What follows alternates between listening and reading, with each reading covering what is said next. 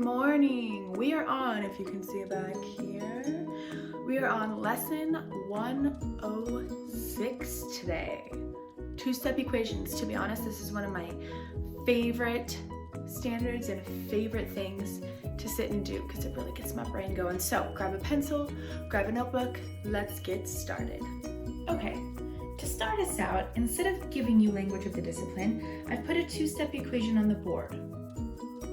And I want you to list what you might need to know in order to solve this. What language is important? What do we need to understand in order to solve this problem?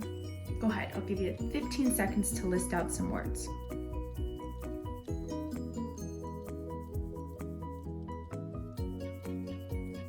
All right, shout them out.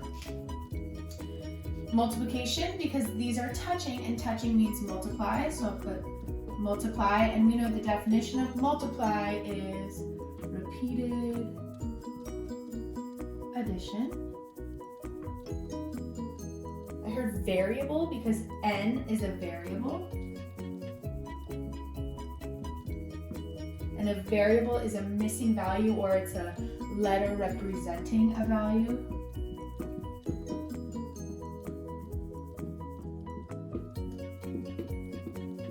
Did someone say subtraction or addition?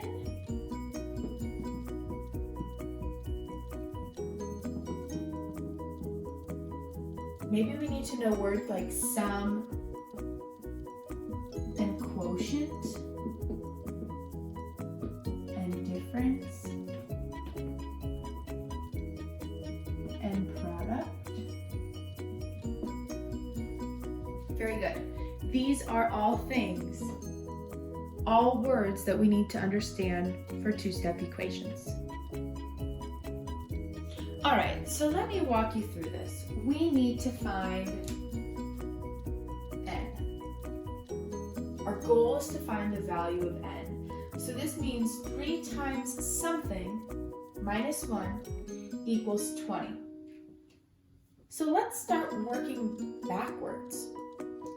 Since this is kind of separate from everything else, let's get rid of this 1. If we cover everything up, this is negative 1. And what's the opposite of negative 1? How do we get negative 1 to 0? We have to add 1. So let's add 1 here so that that cancels out and becomes 0. And then we can add 1 here and get 21. So now we have 3 times something equals 21. And I know we know this off the top of our heads, but I want to show you all the steps. We need to do the opposite of 3 times n. So how do we get it to just be n? We need it to be 1. We're going to divide by 3. So they cancel each other out. And then we can also divide this side by 3, and n equals 7. Here's the biggest thing. We got to check our work. There's no reason, no excuse not to check our work. So I'm going to take n and plug it in. 3 times 7 is 21, minus 1 is 20. Okay, let's try another one. 5y plus 3 equals 33. What are we trying to find? We're trying to find y. So 5 times something plus 3 equals 33. Well, let's cover up this part and start with plus 3. How do I get plus 3 to be 0? I have to do the opposite and minus 3. Now I'm also going to subtract 3 from here. So now I have 5y equals 30. Okay, now I need to get y alone. So I'm going to divide by 5, divide by 5, y equals 6. I'm not done, folks. I need to check my work. So if y equals 6, I should be able to plug it in. 5 times 6 is 30. 30 plus 3 minus 33. All right, last one. I'm going to give you about 30 seconds to get a head start of me. 12x minus 10 equals 110. Try and work through it.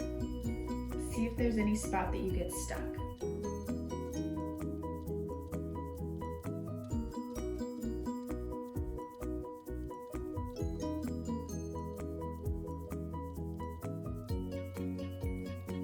All right, so first we need to identify we're solving for x. We want to find x. I'm going to cover up, start with negative 10. How do I get negative 10 to 0? I need to do the opposite, add 10. If I add 10 on this side, I have to keep it balanced. I'm going to add 10 to this side. So now I have 12x equals 120. I need to get rid of this 12, so to cancel it out, I'm going to divide. Divide both sides by 12, x equals 10. Now to check my work, I'm going to plug it in. 12 times 10 is 120, and 120 minus 10, 110. It is checked. Okay, my friends, have so much fun on your practice set today. Remember, you can join my live chat anytime. If you have questions, just let me know. Have fun. See you tomorrow.